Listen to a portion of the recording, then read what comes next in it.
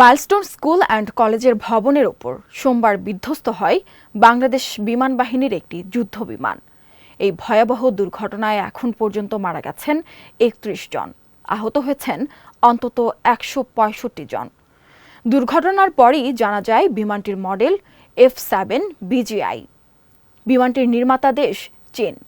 জানা গেছে F7 G7 সিরিজের যুদ্ধবিমানের বিধ্বস্ত হওয়ার রেকর্ড রয়েছে একাধিক দেশে। পাকিস্তান, মিয়ানমার, নাইজেরিয়া, ইরান ও এমনকি চীনেও।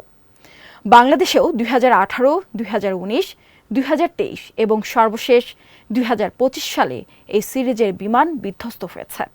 বিশেষজ্ঞদের মতে বিমানটির আপগ্রেড হলেও এর মূল কাঠামো পুরনো সোভিয়েত মডেল হওয়ায় কিছু প্রযুক্তিগত সীমাবদ্ধতা রয়েই গেছে।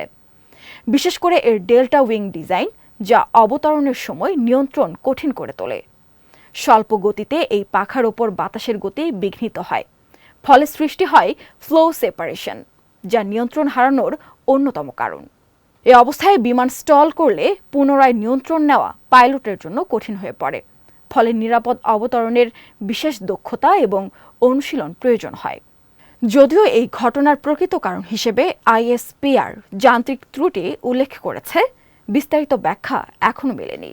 এই বিমানে ব্যবহৃত হয় এভিয়েশন টারবাইন ফুয়েল, যা সাধারণ গাড়ির জ্বালানির চেয়ে অনেক বেশি শক্তিশালী ও দাহ্য। দুর্ঘটনার সময় এর শক্তি হয়ে ওঠে মারণাস্ত্র। কাঠামোগত দুর্বলতা ও জ্বালানির অতিরিক্ত দাহ্যতা এই বিমানকে বিপজ্জনক করে তুলেছে।